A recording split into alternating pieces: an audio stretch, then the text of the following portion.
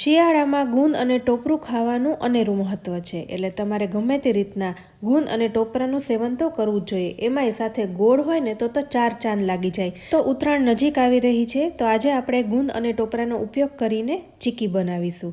આ ચીકી એટલી બધી સરસ લાગે છે ને. રેગ્યુલર તો આપણે દાળિયા, તલ અને શીંગમાંથી ચીકી બનાવતા હોય છે, પણ તમે એકવાર આ રીતે બનાવી જોજો. જો તમે ક્યારેય ના બનાવી હોય ને તો આ વિડીયો ખાસ જોજો, કારણ કે આ ચીકી એકદમ ક્રિસ્પી અને કરારી કરવાની હોય છે. એટલે એના માટે આપણે કઈ કઈ બાબતોનું ધ્યાન રાખવાનું, સાથે વસ્તુનું પરફેક્ટ મેઝરમેન્ટ લેશો ને તો ચીકી એકદમ મસ્ત બનશે. તો ચાલો આજે આપણે ગુંદ ટોપરાની ચીકી બનાવીએ. તો એના માટે મેં અહીં ટોપરાના વાટકા લીધા છે. તો આ વાટકાની આપણે સ્લાઇસ કરી લેવાની છે. તમારે ખમણ કરવું હોય ને તો એ પણ કરી શકાય, પણ સ્લાઇસ છે ને એ વધારે સારી લાગે છે.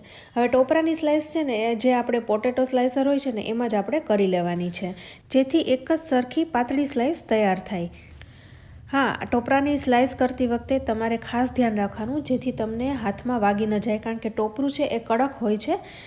જેથી તમારે એકદમ ધ્યાન રાખીને ટોપરાની સ્લાઇસ તૈયાર કરવી. તો ફ્રેન્ડ્સ, આવી રીતના આપણે ધીરે ધીરે બધી ટોપરાની સ્લાઇસ તૈયાર કરી લીધી છે. અહીં મેં વજનમાં 100 ગ્રામ જેવું ટોપરું લીધું છે. હવે સાથે વજનમાં 50 ગ્રામ જેવો ગુંદ લીધો છે. અહીં આ તળિયા વગરનો છે એટલે 50 ગ્રામ. આપણે હવે ઘીમાં તળવાનો છે એટલે એનું વજન 100 ગ્રામ જેવું થઈ જશે. એટલે આપણે જ્યારે ચીકી બનાવીને ત્યારે તળેલો ગુંદ અને ટોપરું એનું વજન સરખે સરખું જ રાખવાનું છે. હવે આપણે 1 ચમચો ઘી ઉમેરીને ગરમ કરીશું અને એમાં આપણે ગુંદને ઉમેરી દઈશું.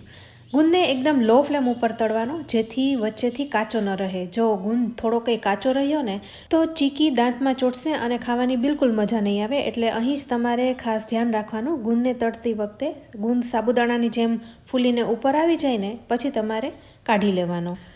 ગુંદ તળાઈને એકદમ ક્રિસ્પી બની જવો જોઈએ, તો આ વાતનું ખાસ ધ્યાન રાખવાનું. તો અહીં આપણે 1 ચમચો ઘી મૂક્યું હતું, એમાં જ આ બધો ગુંદ તળાઈ જશે.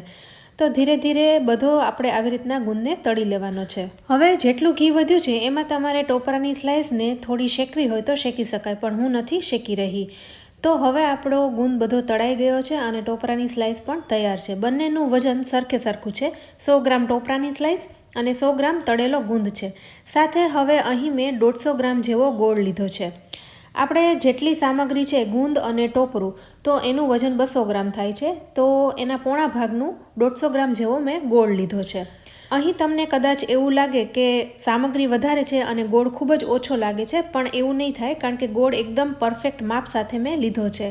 એટલે હવે આપણે ચીકી બનાવીએ તો એને પાથરવાની હોવાથી સ્ટેન્ડ ઉપર થોડું તેલ લગાવી લઈશું અને સ્પ્રેડ કરી લઈશું, જેથી ચીકી આપણે જ્યારે પાથરીએ ને ત્યારે ચોટે નહીં. તો તેલ લગાવી લીધું છે. હવે આપણે ચીકી બનાવી લઈએ. તો કઢાઈને લો ફ્લેમ ઉપર ગરમ કરવા રાખીશું અને ગોળને ઉમેરી દઈશું.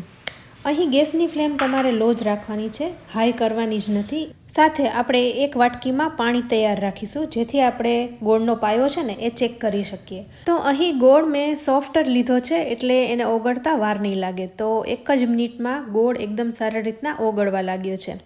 ગેસની ફ્લેમ મેં પહેલાં કીધું એમ લો જ રાખવાની છે, હાઈ કરવાની જ નથી. કારણ કે જો તમે હાઈ ફ્લેમ ઉપર પાયો બનાવશો ને તો એ ગોળનો કલર છે ને એ ડાર્ક થઈ જશે, પણ પાયો છે ને એ કાચો રહેશે. એટલે ચીકી બિલકુલ બરાબર નહીં બને. એટલે ધીરે ધીરે જ્યારે ગોળ લો ફ્લેમ ઉપર પાકે ને ત્યારે જ એનો પાયો બરોબર પાકે છે. તો હવે ગોળ છે એ લિક્વિડ ફોર્મમાં પણ આવી ગયો છે અને ધીરે ધીરે ગોળનો કલર છે ચેન્જ થવા લાગ્યો છે. તો આપણે ચેક કરી લઈએ. તો થોડા ગોળના ટીપા આપણે ઠંડા પાણીમાં રાખીશું અને ઠરવા દઈશું. સાથે સતત તવીથાથી ગોળને ચલાવતા રહીશું. હવે ગોળ પાણીમાં ઠરી ગયો છે, તો આપણે ચેક કરી લઈએ. તો અહીં તમે જોઈ શકો છો, ગોળને આપણે ખેંચીએ છીએ ને તો એ ખેંચાય છે, તાર થાય છે. તો આવું ન થવું જોઈએ.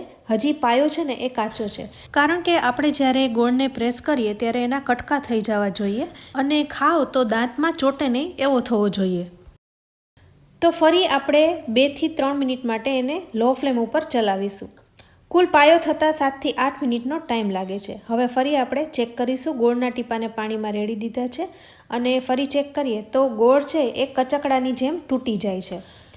ગોળ એકદમ ક્રિસ્ટલ જેવો થઈ ગયો છે અને આપણે એને તોડીએ છીએ તો એ તરત જ તૂટી જાય છે. અને તમે જ્યારે ખાઓ અને દાંતમાં ચોટે નહીં ને તો ગોળનો પાયો પરફેક્ટ બન્યો છે. તો અહીં આપણો પાયો તૈયાર થઈ ગયો છે. કલર થોડો ડાર્ક પણ છે. તો હવે આપણે આમાં એક એવી વસ્તુ ઉમેરીશું ને જેથી એકદમ સરસ ગોળ છે એ ફૂલી જાય અને કલર પણ લાઇટ થઈ જાય. તો એ છે બેકિંગ સોડા. માત્ર એક ચપટી જેવો જ ઉમેરવાનો છે.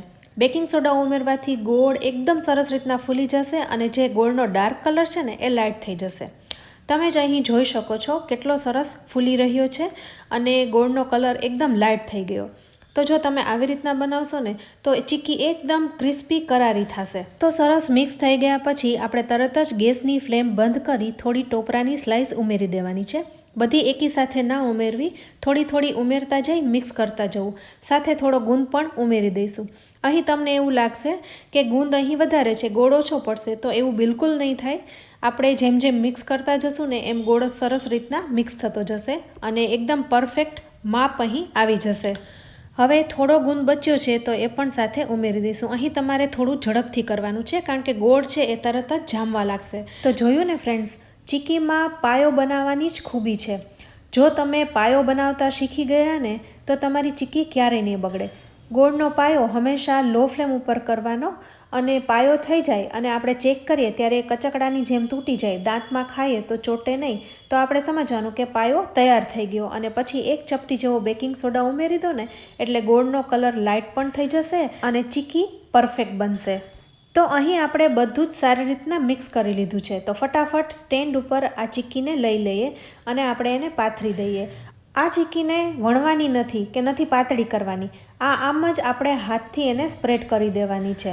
આપણે પ્લેટફોર્મ ઉપર તેલ લગાવી લીધું છે એટલે ચીક્કી ચોટશે નહીં. આ ચીક્કીને આમ જ આપણે સ્પ્રેડ કરી સ્ક્વેર શેપ આપી દઈશું.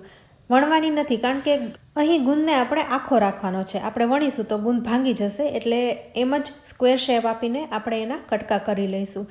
તો સ્ક્વેર શેપ આપી દીધો છે. હવે ફટાફટ આપણે એને કટ કરી લઈએ. ચીક્કી થોડી ઘણી ગરમ જ હોય ને ત્યારે જ એના કટકા કરી લેવા કારણ કે ચીક્કી ખૂબ જ ઝડપથી ઠરવા લાગે છે. તો અહીં ચીક્કી તૈયાર છે. આ ચીક્કી તમે 15થી 20 દિવસ સુધી સ્ટોર કરી શકો છો. આ ચીક્કી ક્રિસ્પી અને તમે ખાઓ ને તો એકદમ સોફ્ટ લાગે છે. તો ગુંદ અને ટોપરાનો જો તમે ચીક્કી બનાવવામાં ઉપયોગ કરો ને તો તમે એના ઘણા ફાયદા મેળવી શકો છો. ગુંદની અંદર એન્ટી ઇન્ફ્લેમેટરી, એન્ટીઓક્સિડન્ટ ગુણો હોય છે જે ખૂબ જ ફાયદાકારક છે. સ્કિન ગ્લો કરે છે અને જરૂરી પોષક તત્વો પણ પૂરા પાડે છે. ઇમ્યુનિટી બૂસ્ટર તરીકે પણ કામ કરે છે. તો જો તમને વસાણામાં ગુંદ ન ભાવતો હોય તો તમે ચીક્કી બનાવીને પણ ગુંદનું સેવન કરી શકો છો. તો ફ્રેન્ડ્સ, જો રેસીપી સારી લાગી હોય ને તો વિડીયોને લાઇક અને શેર કરજો.